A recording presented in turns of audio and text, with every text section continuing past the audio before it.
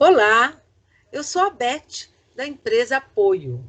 Se você ainda não conhece, visite o site da Apoio, saudebemestar.com.br e conheça nossas atividades e nossos canais de comunicação.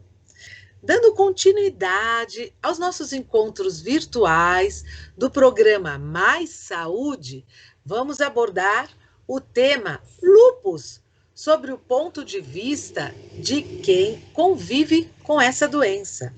E para isso convidamos o senhor Eduardo Tenório, que ele é coordenador geral da Associação Brasileira Superando o Lupus. Encaramos este encontro virtual como uma oportunidade de pensarmos sobre o assunto e até facilitar discussões entre familiares, profissionais e que cada um de nós possa se posicionar sobre o tema. Acho muito oportuno discutirmos sobre esse tema e aproveitar para lembrar que no dia 10 de maio é o Dia Mundial da Conscientização do Lúpus. No Brasil, estimativas indicam que existam cerca de 65 mil pessoas com lúpus, sendo a maioria mulheres. Acredita-se assim que uma a cada 1.700 mulheres no Brasil tenham a doença. Lúpus é uma doença inflamatória crônica de origem autoimune, isto é, ela ocorre na produção excessiva de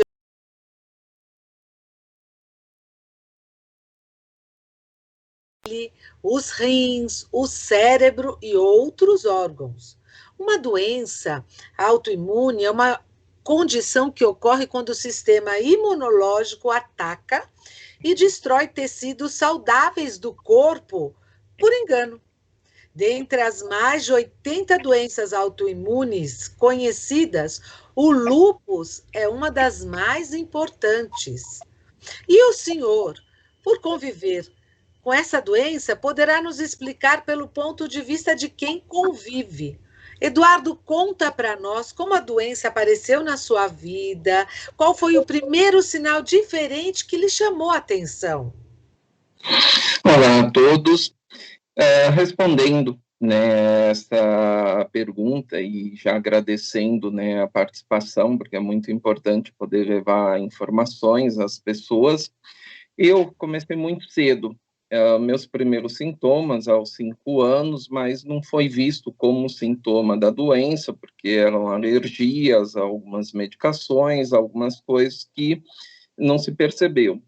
Aos 13 anos, eu comecei a tomar sol, que eu sempre tomava, porém, começou a me encher de bolha pelo corpo, principalmente essa região do peito e das costas e dos braços, onde eu não tinha muito pelo na época, pela idade, e toda vez que tomava sol, seja numa piscina ou no mar, que eu sempre fiz isso, eu tinha muitas bolhas, e essas bolhas coçavam demais, e vivia com medicação para tirar essa alergia que eles chamavam. Fui em vários médicos na época e todos diziam que eu tinha alergia dos raios ultravioleta. E de tempo em tempo eu tinha um sintoma diferente numa época diferente da minha vida.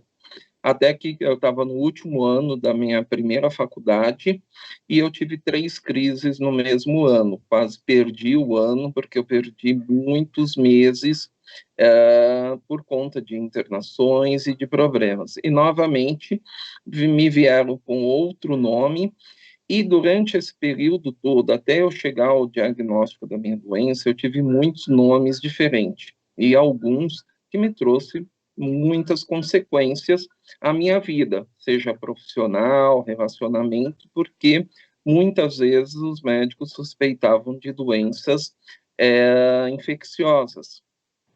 E aí fazia exame, não, nada dava. Mas até você ter os resultados dos exames, você passa por situações constrangedoras. Até que, através de uma biópsia renal, aí sim eu vim ter o diagnóstico. essa biópsia chegou depois de meses eu sofrendo. Eu fui fazer um teste admissional numa empresa e o médico falou: olha, você tem alguma coisa muito estranha no seu organismo. Você me promete que se você entrar, você vai investigar o que você tem? E aí comecei a investigar alguma dessas crises durante esses 19 anos até o diagnóstico. Eu até suspeitei de ter lúpus por ter uma prima que tem lúpus, mas sempre descartava porque vários exames davam negativo. E quando eu comecei essa investigação, porque aí eu procurei o médico para saber o que eu tinha, nesse período, eles fizeram os primeiros exames, nada, fui fazendo cada hora mais exames, até que o médico tinha certeza que eu tinha alguma coisa no rim. Só que Entendi. quando eu cheguei no nefrologista para começar ele a analisar, eu não conseguia fazer a biópsia por estar já com hipertensão, eu tinha pressão baixa, até normalizar, e aí fiz a biópsia e aí fechou o diagnóstico. Nossa. Quais são os sinais mais comuns que você sentiu no início da doença? Elas variam de acordo com os órgãos afetados pelo lúpus, que o senhor falou que o rim foi o órgão mais afetado seu. Você Já acha no que final, todo mundo. Ah, já no final? Então, no no início da início. minha trajetória começou a pele, né? Como eu te Ah, falei, tomava sol, tinha o comprometimento, eu tinha já, né, o lúpus bolioso e não sabia. Então, eu tinha esse comprometimento. Com o passar dos anos, além disso, eu comecei a ter muitas manchas pelo corpo e também dores nas articulações, até no final, né, já depois de 19 anos, vinha o comprometimento nos rins. Então, é uma doença que ela varia muito de pessoa a pessoa, então eu costumo dizer que é uma doença individualizada, não dá para a gente se assemelhar, mesmo que duas ou mais pessoas tenham os mesmos sintomas, elas são diferentes, e dependendo dos órgãos, também você tem, porque mesmo dentro do rim, você tem várias categorias e vários comprometimentos e também gravidade. Você pode ter mais leve ao mais grave, de acordo com o comprometimento.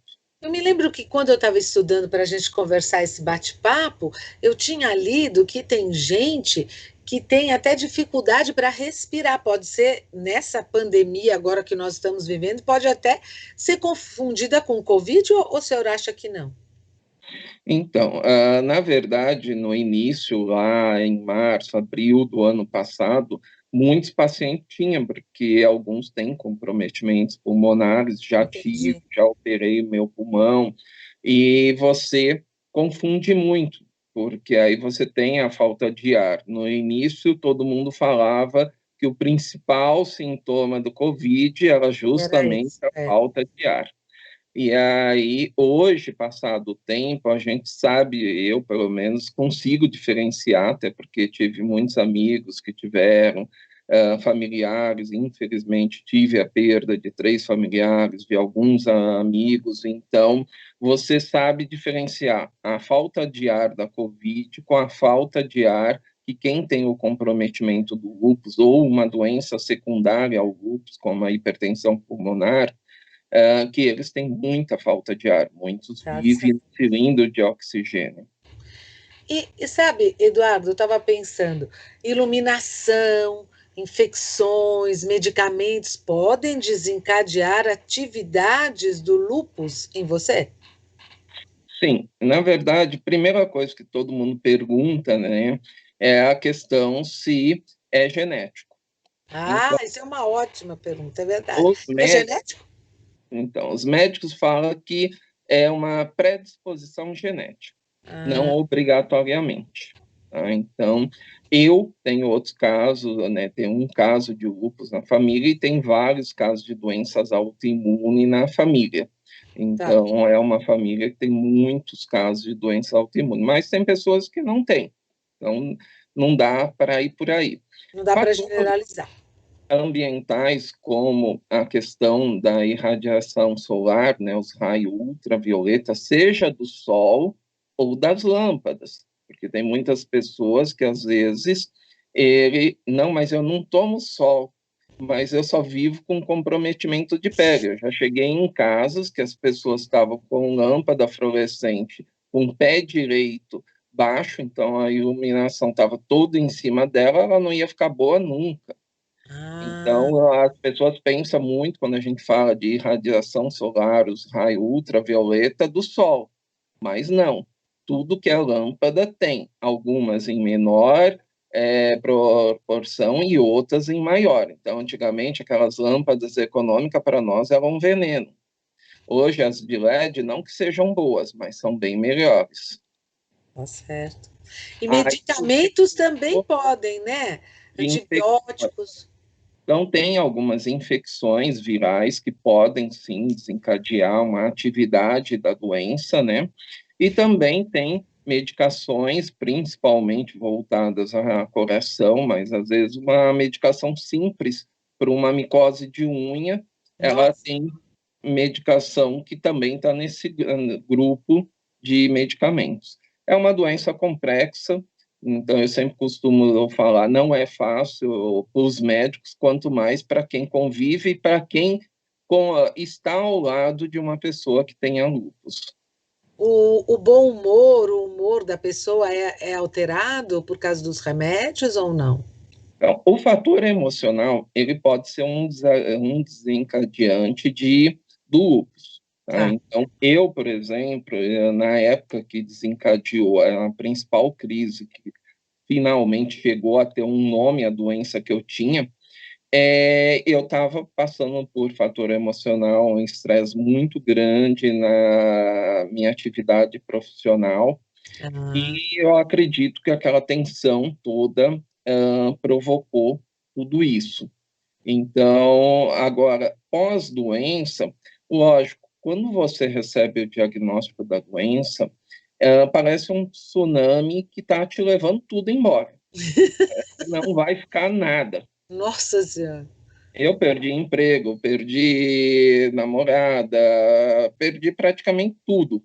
Então, lógico que você se altera, fala o seu humor, porque você fazia de tudo, de repente você está dependendo das pessoas de tudo, a insegurança, o que, que vai ser no futuro.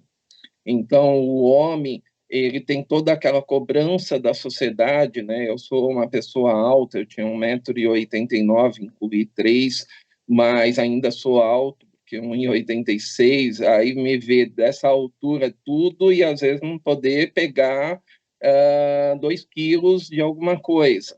Que sentia fraqueza, né? Era dor e você não tinha força física para isso, né? Então, para a sociedade entender isso é muito difícil. E para a mulher, a primeira pergunta que ela vai fazer é: vou poder ter filho? Porque são mulheres novas que são diagnosticadas normalmente na fase produtiva, porque os hormônios também podem ser um desencadeador. Então, vem aquela interrogação, né? Porque hoje ainda a gente tem a maioria da parte feminina que quer ser mãe. Então, a doença em si traz isso e altera o seu humor. Então, você fica de mau humor, fora você vai, dependendo do seu tratamento, você vai tomar principalmente corticoides, você vai virar um monstro, você olha para o espelho, não se reconhece e Deus do céu. principalmente você acha que nunca mais vai voltar ao que era.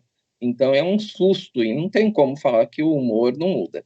Com o tempo, você vai aprendendo a lidar, por isso que eu falo que é muito importante você ter informações precisas e seguras, porque hoje, no mundo de fakes, a gente vê cada besteira e principalmente as pessoas trocando receita como se fosse uma receita de bolo, e isso é muito perigoso, porque pode ter consequências irreversíveis. Médico não é Deus para fazer milagre depois que você fez a besteira. É verdade. É verdade. E, por exemplo, se eu estou suspeitando que eu estou com lúpus, quais são os médicos especialistas que você passa para tratar o lúpus? Na verdade, é difícil de início já saber Que a gente tem a a doença. suspeita de lúpus, né? Mas se ele está com comprometimento na pele, ele vai direto no dermatologista, que foi por onde eu comecei. Tá certo. Comprometimento articular, infelizmente, a gente ainda tem na sociedade aquela coisa de ir para o ortopedista, mas É pode ser um verdade. desastre para nós. Então, eu sempre costumo falar, gente, articulação, o médico correto é o reumatologista. É verdade. Se você está com comprometimento no rim, no pulmão, você vai ter que ir para cada um que cuida desses órgãos. Então, é muito importante você estar atento aos sintomas que você está sentindo. Agora, depois que você já passou por algum médico que falou que pode ser lúpus, o melhor, se for só pele, pode estar indo tanto no dermato como no reumato. Mas se tem, além do comprometimento de pele, outro, o melhor é o reumato. E quais são os exames que você fez para ter esse diagnóstico? Conta para as pessoas. No, eu fiz muito, né? Porque foram 19 anos para Tá, ter o diagnóstico. Então, eu fiz muitos exames na minha vida. Mas, normalmente, começa pelos de sangue, tá. urina, Hemograma, né? depois a biópsia, quando você não consegue fechar pelos exames de sangue e avaliação clínica do médico, a biópsia ela é muito certeira, seja de pele ou de órgão. Então, ela é excelente. E, às vezes, outros exames, mas esses três, seja de sangue, urina ou imagem, aliás, biópsia, é mais seguros. Tá certo. E você tem a forma mais branda ou mais grave da doença? Como é feito o seu tratamento? Vamos lá. Quando você começou falando com quem está nos acompanhando, você colocou um dado importante: 90% são mulheres. É. E, como eu falei, são mulheres na fase fértil, geralmente dos seus 15, no máximo os 30 anos. Uhum. Mas a gente tem na associação mulheres com 70 anos que foram diagnosticadas, mas isso é raro. Tá. Em homens e crianças, a doença geralmente é rara, tá? Em mulheres não, mas em homem e crianças são. Porém, nessas dois, seja os homens ou as crianças, a doença é muito mais agressiva. Então, podemos vai definir, entre aspas, como grave, porque ela vem muito mais forte. Nos homens, não se acredita que pode ser pelo fator hormonal. Então, é difícil o homem que não tem comprometimento de órgão e, principalmente, o comprometimento de rim. Quase todos os homens que eu conheço têm comprometimento de rim. Agora, tem pessoas que têm mais leve. A minha prima, que tem lúpus, ela tem de pele, e para ela o lúpus não é o vilão, e sim as outras doenças autoimunes que ela tem, como a esclerose múltipla, para ela é muito pior do que o lúpus. Então, o senhor, tendo a doença mais forte, que tratamento o senhor faz para isso? O Então, senhor. eu comecei, né, desde a Ah, base corticoide, que é difícil quem não começa, tá. os antimarálico, a famosa cloroquina que a gente tanto viu e sofremos tanto porque foi tão incentivada para uma doença nova que não tinha estudo científico, e De. nós que temos estudo científico comprovando a eficácia dessa medicação, ficamos sem na época, e mesmo hoje ainda tem muitos estados que os pacientes não recebem porque ainda estão querendo aplicar a cloroquina COVID. Eu falo, gente, não faça isso, não é uma medicação simples, é uma medicação de risco e uma medicação que traz uns sintomas no seu corpo muito estranho. Meu coração, as pessoas se assustavam, porque parecia uma bateria de escola de samba, batia o peito que ele pulsava, e as pessoas no início se assustavam. Depois meu organismo se acostumou e entrou no ritmo, mas é uma medicação que precisa ser muito bem acompanhada, porque ela pode trazer consequências de infarto, problema na vista e tantos outros. E Aí, no meu caso, como também tinha um comprometimento renal, eu tive que entrar com imunossupressores, então sou uma pessoa imunossuprimida, assim como uma pessoa que faz um transplante de algum órgão, e Tá. tive que fazer uso de quimioterápico na época, e todo mundo, hoje ainda é mais fácil você conseguir que as pessoas entendam como que você usa um quimioterápico não tendo câncer. Tá certo. Mas na época era muito estranho, tanto que o setor de oncologia não queria me aceitar para fazer a infusão da medicação. Na Nossa. época eu tive que comprar muita briga. Por quê? Quando a pessoa com câncer usa o quimioterápico, destrói o tumor, mas destrói os seus anticorpos. No nosso caso, a gente tem muitos anticorpos que, em vez de reconhecer o que vem de estranho para combater, começam a se agrupar e não reconhecem algo nosso e começam a combater nós mesmos. Então, fazendo o uso do quimioterápico, eu destruo um pouco disso e dou um alívio ao Pra... órgão ou parte do corpo que ele está tentando pôr como corpo estranho e destruindo. E agora a pergunta crucial que todo mundo quer saber: o lúpus tem cura? Não.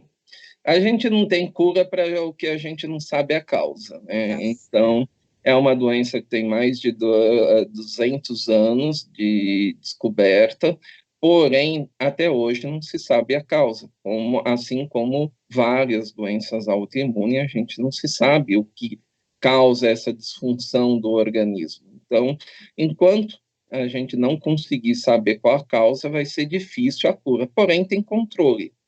Então, dá para a gente viver Uma bem vida em normal. controle, ou seja, se usa muito o termo remissão, a gente brinca que é quando o nosso lobo está dormindo, e é bom deixar ele dormindo por muito tempo. Tem pessoas, às vezes, que ficam 30 anos com ele dormindo. Lá atrás se previa quem tinha o diagnóstico em 5 anos ia morrer.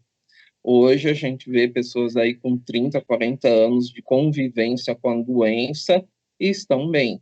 Só que exige, sim, a gente ter responsabilidade, principalmente passar no médico, ainda que esteja controlado, Tá. e passe no médico. Por que a gente fala isso? Porque muitas vezes a gente vê pacientes que entram em algumas religiões ou filosofias religiosas e põe na cabeça que ele está curado.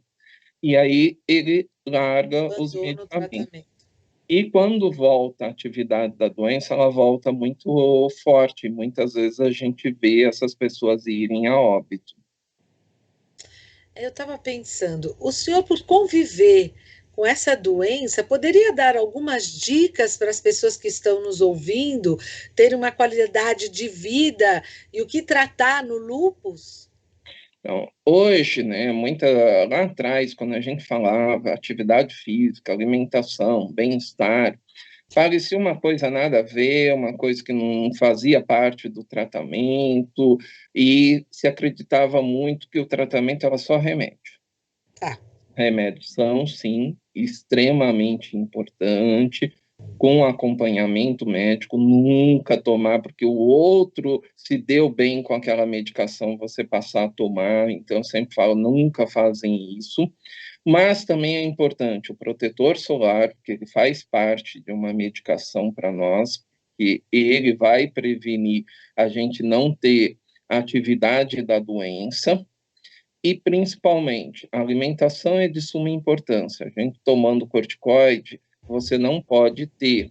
Você já, por si só, está retendo líquido. Então, se você tiver uma alimentação com muito sódio, você vai reter mais líquido, vai ficar mais inchado e mais deformado e mais monstro. Se você tiver uma alimentação cheia de gordura, o corticoide já também acumula gordura no seu corpo, então vai ser prejudicial. E eu sempre costumo dizer, quanto mais peso, mais coisa para você carregar, mais as articulações também vão gritar e reclamar. Então, é melhor cuidar do peso. Sem contar que alguns alimentos não pode nem pensar. Por exemplo, eu tenho um comprometimento renal. A carambola parece uma fruta inofensiva, mas ela tem toxinas terríveis para os rins. Então, eu já estou com um comprometimento. Comer uma carambora, eu vou ter outros problemas. E hoje, né, antigamente se dizia, porque as pessoas estavam na moda, não sei o quê, a questão de alimentos que causam inflamação. Uma doença autoimune, ela provoca inflamação, seja onde for pelo corpo, mas ela provoca. Então, se você comer esses alimentos, você vai ter muito mais inflamação e vai sofrer muito mais. Fora a questão da atividade física. Se existir aquele mito, eu já tenho muita dor. Se eu vou fazer atividade física, eu vou sentir mais dor.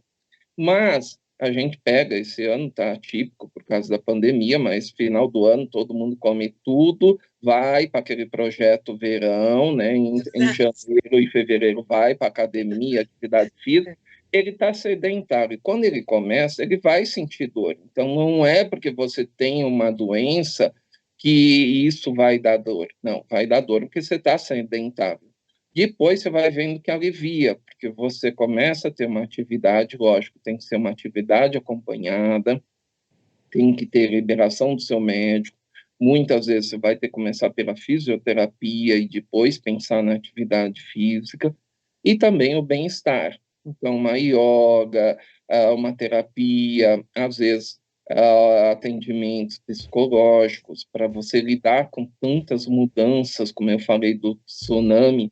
Então, se lidar com tantas mudanças, uma por vez, porque às vezes a gente na sede de querer resolver tudo ao mesmo tempo, não vamos dar conta sozinho. Então, é importante um bom profissional ao seu lado. Aí eu estava pensando, no dia 10 de maio vai ser o Dia Mundial da Conscientização do Lúpus. O senhor acredita que as pessoas estão mais conscientizadas dessa doença ou ainda continuam tratando como se fosse uma doença contagiosa? Olha, pensando, quando eu tive o diagnóstico em 2005 para cá, foi uma mudança muito grande. Eu acredito, primeiro, nós fizemos de tudo para chamar a atenção, para levar ao conhecimento das pessoas. Aqui em São Paulo, em 2009, nós fizemos um grande evento no Parque da Juventude, aonde levou muita informação, o metrô divulgou muito na época na TV Minuto, então foi muito importante. Mas eu vejo que, infelizmente, as coisas mudam muito quando você tem um famoso. Lá atrás, em 84, se o Michael Jackson tivesse assumido o lúpus e o vitiligo, o lúpus estaria numa outra fase. Mas isso ele não fez. Porém, a Lady Gaga, que eu tenho até dúvida se realmente ela tem lúpus, a fibro eu tenho certeza, mas o lúpus, porque ela falou que ela tem uma predisposição, ou você tem ou não tem. Não dá para estar em cima do muro, amanhã eu vou ter lúpus, hoje eu não vou. É uma coisa que para mim não entra muito na minha cabeça. Mas o feito dela vir à mídia, isso mudou muito. De 2011, quando ela veio falando do diagnóstico, nós, pela Superando, nós fomos para quase todas as emissoras e chegamos até o Fantástico, então um programa que leva informação muito grande, e se tornou muito mais conhecida. E a gente, lógico, no início era ruim, porque muitas pessoas procuravam a associação não tanto para saber da doença, mas para saber da doença da diva que eles admiravam. Mas isso mudou muito, porque aí as pessoas pararam esse preconceito do contagioso. No início, a gente recebia e-mails que doía, porque, tipo, o namorado de uma moça com lúpus mandava um e-mail: estou namorando uma moça que tem lúpus. Se eu tiver relação sexual com ela, eu posso pegar? E a gente sempre respondia: o lúpus você não vai pegar dela, mas ela pode pegar o seu preconceito. Ah, é uma ótima resposta. Já que nós estamos falando da associação, que as pessoas mandam e-mail para a associação, eu vou me antecipar, vou aproveitar essa deixa. Eu queria que o senhor falasse um pouquinho da associação, por que que ela existe, qual é o objetivo dessa associação? A associação, logo quando eu fui diagnosticado, eu trabalhava com educação ambiental, era coordenador de um centro de educação ambiental da Prefeitura de São Paulo, e veio a doença, eu tive que me aposentar, e quando eu aposentei, eu falei, eu não achava nada, a única coisa, quando jogava no Google, eu achava que eu ia morrer em 5 anos, e eu pensava, eu não vou morrer em 5 anos. Tá certo. E aí comecei a procurar uma associação que eu falava, não, deve ter um monte, só que não tinha. Achei uma só e aí comecei a falar da importância de a gente ter lutas, tudo, mas isso não vingou muito na época. Até pela forma que as pessoas viam, porque quando a gente fala de política, muitas vezes as pessoas acham que política é somente por um político. E eu falo que política, o bebê ele já faz a política, ele chora, ele ganha o mamar. Tá certo. Então, política a gente faz a vida inteira e eu percebo que, graças a Deus, aos poucos as pessoas estão mudando também essa consciência, né? E aí, na época, a gente começamos a ter um grupo, uma comunidade que eu criei no Orkut, chamada Superando o Lupus, que eu também não me entrava na cabeça as associações com o nome de pacientes, portadores, doentes de tal doença. Eu Não, falava, é eu um não quero. processo, como o senhor explicou, é um processo para a vida inteira. Então, achei esse nome adequadíssimo, superando o lupus. Estamos em processos de superação.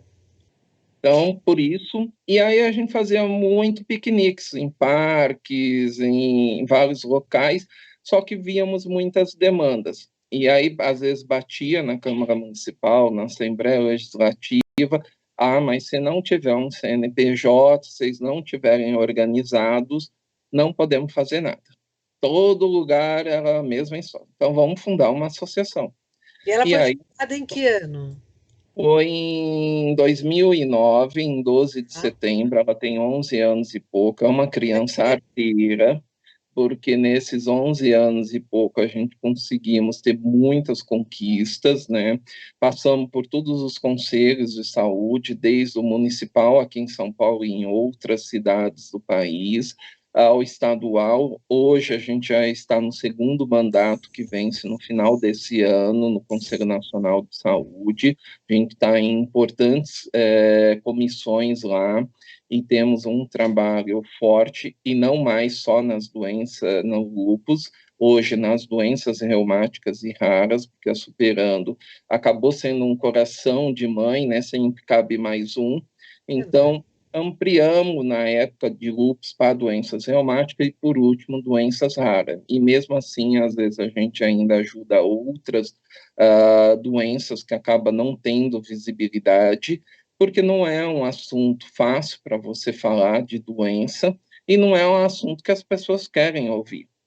Então, é difícil você fundar uma associação, você manter uma associação e dar continuidade, porque quando, por exemplo, o caso que eu dei da cloroquina na pandemia, é algo sério. Levou pessoas que conviviam com grupos que estavam controlados a ficarem sem a medicação pelo egoísmo de pessoas que saíram nas farmácias comprando. A gente vimos na época a caixinha custava R$ 40, teve locais que estavam vendendo por 700.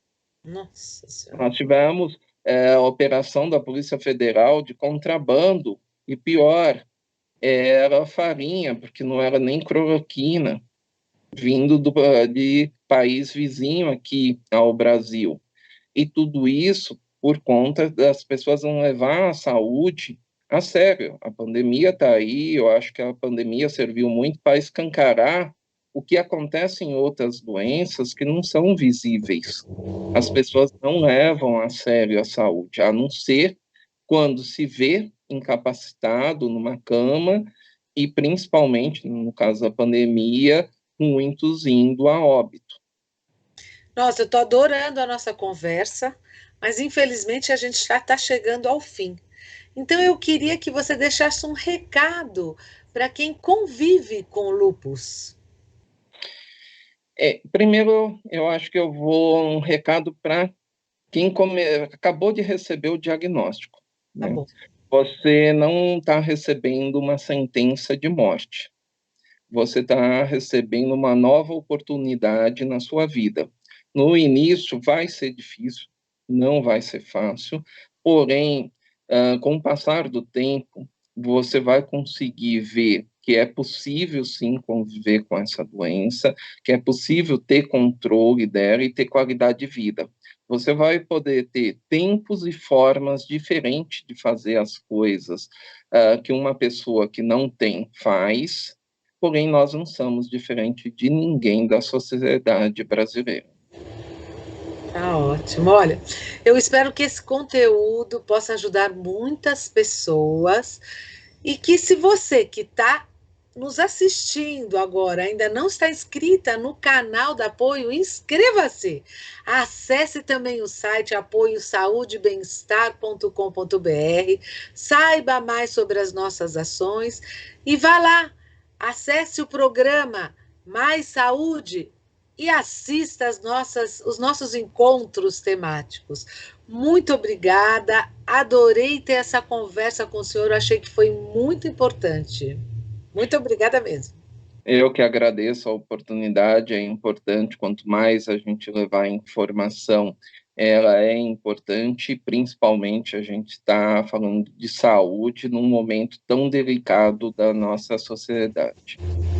Obrigada.